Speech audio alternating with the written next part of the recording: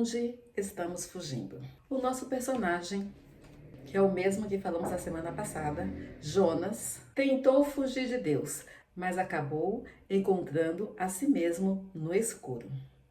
Quantas vezes nós mulheres tentamos fugir de chamados difíceis? Fugimos para o trabalho excessivo, fugimos para fazer compras que às vezes são desnecessárias e acaba trazendo outras circunstâncias complicadas. Outros fogem para o silêncio. Acho que essa tem mais a ver comigo. Outros fogem para dormir. Outros querem se refugiar em medicamentos. E cada um procura ignorar a voz de Deus. Vimos no texto anterior, se você não assistiu, procure assistir, para você se inteirar do que nós estamos falando. Jonas, ele fez o quê? Ele fugiu da presença de Deus em um navio para ir para uma outra cidade, contrária ao que o Senhor havia dito para ele ir, mas em meio à tempestade, os marinheiros se reúnem e decidem jogar Jonas ao mar. Mesmo algo que eles não queriam fazer. E quando isso aconteceu, nós vimos a ação do Senhor, que o texto de Jonas, capítulo 1, o versículo 17, diz assim: E o Senhor ordenou que um grande peixe engolisse Jonas. E Jonas esteve 3 dias e 3 noites no ventre do peixe. Nosso vídeo semana passada, ele parou aqui. Mas hoje nós vimos que até mesmo o fato do Senhor preparar aquele peixe para engolir Jonas já era uma provisão de Deus na vida dele. Porque a tribulação, a tempestade, ela não é para destruir, mas ela é para trazer crescimento, arrependimento e aprimoramento. E no verso 2 do capítulo 1, então Jonas, do ventre do peixe, orou ao Senhor Deus e disse: Na minha angústia clamei ao Senhor e ele me respondeu. Do ventre do abismo gritei, e tu ouviste a minha voz. Deus, ele não enviou o peixe para punir Jonas, mas com uma estratégia para salvar, resgatar de um afogamento, certo? Já fica uma pergunta: em que você está se afogando? Pode deixar nos comentários. Às vezes, queridas, o seu confinamento atual é uma proteção de Deus. Nesse ponto, nas profundezas onde se encontrava Jonas, ele cita o Salmo 18, versículo 2. Ele diz: Na minha angústia clamei ao Senhor. E nesse verso, ele também revela a gratidão que ele tinha a Deus. E ele diz que Deus o ouvia. Lembrando que em Deus há refúgio, em Deus há segurança e em Deus há esperança. A gratidão, ela é intensificada pela consciência de que ele merecia era a morte. Mas o que Deus fez? Ele ortogou graça, misericórdia extraordinária. Você não precisa estar em um lugar lindo, estar num jardim florido para orar. Pois me lançaram nas profundezas do coração dos mares, e a corrente das águas me cercou. Todas as tuas ondas e as tuas vagas passaram sobre mim. Ele reconhece que ao ser lançado ao mar, ele reconhece que aquilo foi uma ação, não daqueles homens, dos marinheiros, mas foi uma ação de Deus. É importante que nós reconheçamos o trabalhar do Senhor quando passamos por provações ou angústia por conta da nossa rebeldia contra Deus. Olha que quadro tenebroso esse que Jonas estava passando. E a gente constata isso lendo o verso 4. Veja só, venha comigo, preste atenção, para você ver que situação. Então eu disse: Estou excluído da tua presença. Será que tornarei a ver o teu santo templo? Verso 5. As águas me cercaram até a alma. O abismo me rodeou. E as algas se enrolaram na minha cabeça. Desci até a terra, cujos ferrolhos se fecharam atrás de mim para sempre. Tu, porém, fizeste a minha vida subir da sepultura, ó Senhor, meu Deus. Vocês conseguiram ver qual o tamanho da angústia que Jonas estava passando? Você conseguiu ver que a alma dele estava profundamente abatida, angustiada, e ele não via solução para aquela situação que ele estava. E ele traz umas analogias, né, que correntes de águas me cercou. Era algo que ele não conseguia fugir, não tinha poder sobre aquelas águas que estavam envolvendo ele e puxando ele, que era muito mais forte do que ele. E todas as ondas, ele diz o quê? Que passava sobre ele. Ele revela que ele desceu até a terra, de tão profundo que as águas haviam levado ele. E os ferrolhos se fecham, ou seja, não há mais como fugir dessa situação. Eu vou morrer aqui, nessa condição.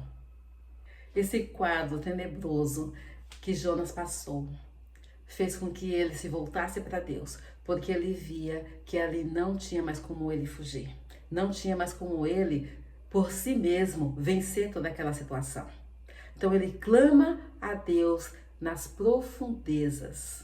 Você sente que a sua situação está um caos hoje? Você se sente no fundo do poço? Você sente que não há mais saída para a situação que você está? Se sim, coloque qual é a sua tempestade e tenha certeza que eu e tantas outras pessoas poderão orar e te ajudar em oração. Dê nome à sua tempestade e apresente ela para Deus, porque esse é o lugar exato onde Deus ouve a oração.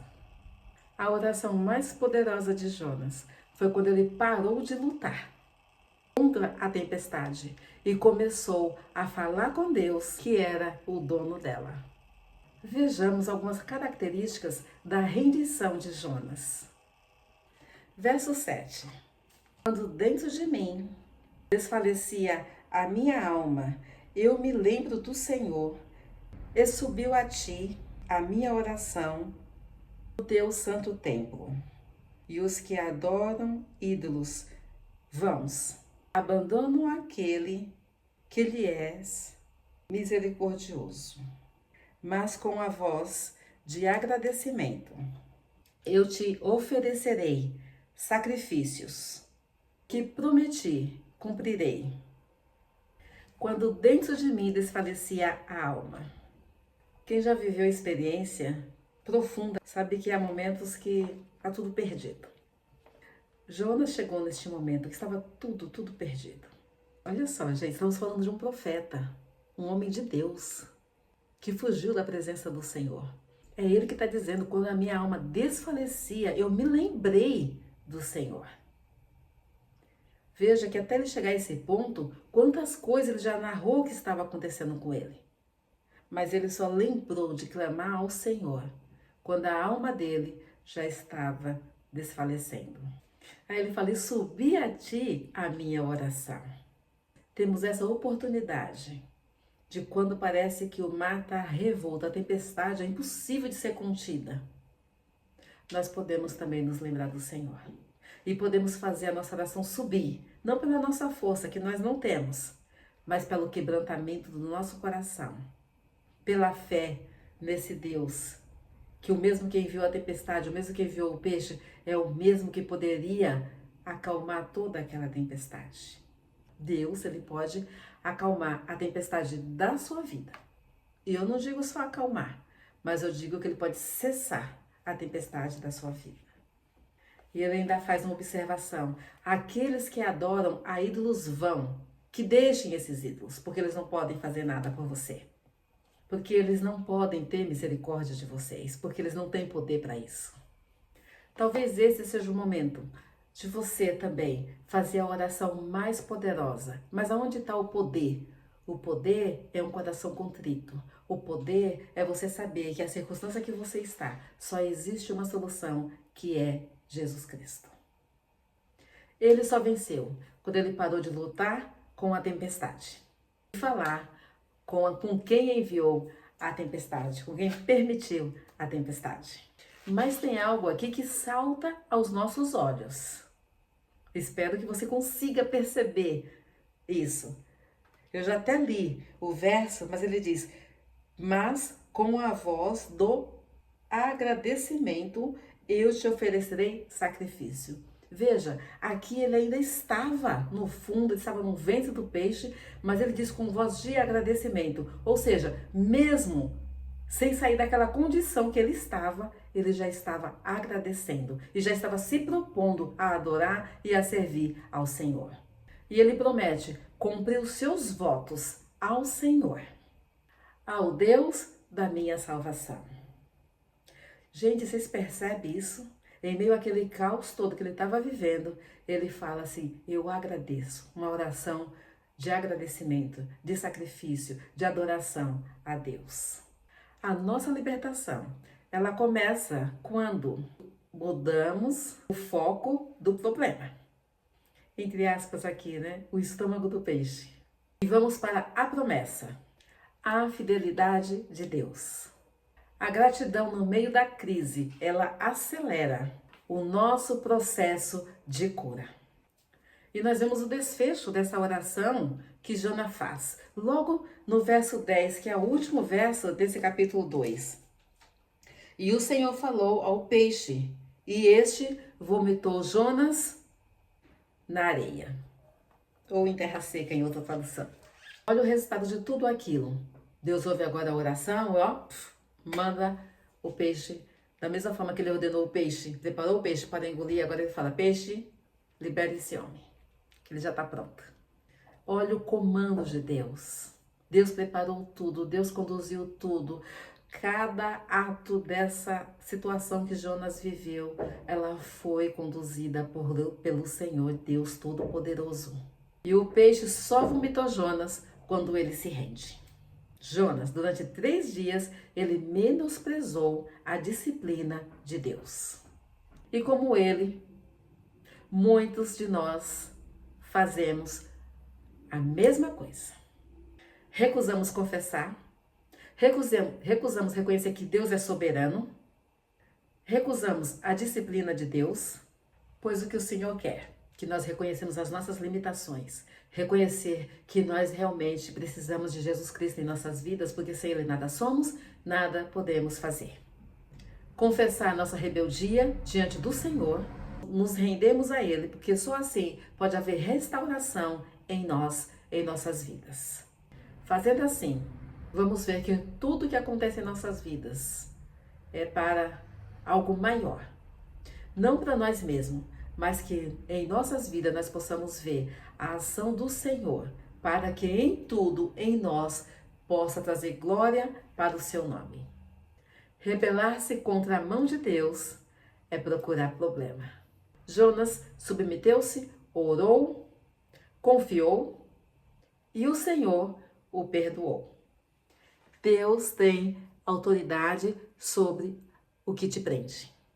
Ele fala com a tempestade, fala com o peixe da sua vida. Quando você alinhar o seu coração com a vontade dele, o lugar que parecia a sua prisão se torna o trampolim para o seu propósito. Minha amiga, o seu fim de linha é apenas o lugar onde Deus vai te dar um novo fôlego.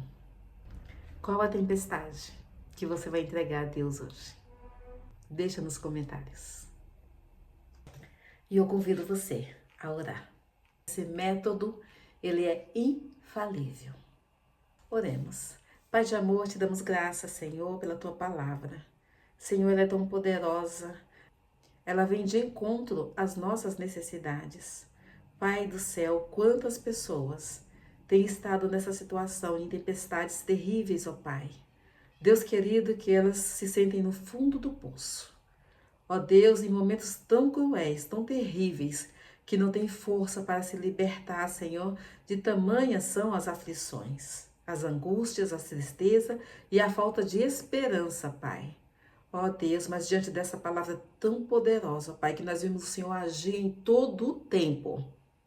Pai de amor, visita, Senhor, as pessoas que estão necessitadas. Aquelas que estão ouvindo esta palavra. Que essa palavra possa achar lugar no coração de cada uma, Senhor, das pessoas que estão ouvindo. Ó Deus amado, e que esse poder da ação do Senhor que agiu naquela situação em que Jonas estava vivendo até por conta da rebeldia. Mas o Senhor, ó Deus, teve misericórdia. E eu peço que o Senhor tenha misericórdia de cada uma, Senhor, das pessoas que estão ouvindo, necessitada, angustiada, padecendo, sofrendo. Muitas estão, Senhor Jesus, se achando que estão por um fio para que tudo se perca. Ó Deus, mas que no Senhor Jesus ela possa encontrar, Senhor, o socorro que ela precisa. Pai querido, o Senhor é Deus do milagre, o Senhor é Deus criador dos céus e da terra. E tudo que existe, nada foge do teu controle, Pai. Essa adversidade que está sobre essa pessoa, Senhor, no nome de Cristo Jesus, que o Senhor entre com a sua provisão. Mas que essa pessoa também aprenda a buscar ao Senhor com a sua voz, com o seu coração quebrantado, com a sua confiança em Ti. Ó Pai, levanta essa pessoa, Senhor, para que ela possa ter forças para clamar pelo nome de Jesus Cristo, Pai. Ó Deus, e é diante desse nome que nós encerramos essa oração agora. Amém. Chegamos até aqui, capítulo 2. Você quer que eu continue falando do capítulo 3 e do 4 de Jonas? Se você quer, coloca aí nos comentários, eu quero. E eu vou, então, continuar com esse profeta, né? Ainda tem coisas acontecendo aí na vida dele, relatado aqui na palavra do Senhor. E se vocês colocarem aí, eu quero, eu vou continuar para revelar novos ensinamentos através desse profeta fujão. Então, nós vimos ele de costas para Deus, vimos ele de joelhos falando com Deus. E na próxima semana, qual será a condição que ele vai estar? Se você colocar eu quero, você vai descobrir. Se não, eu acho que eu não vou fazer mais sobre ele, só se você colocar aí eu quero. Então eu conto com a sua participação. Gente, fica com Deus, busque ao Senhor e beijinho no coração e até o próximo vídeo.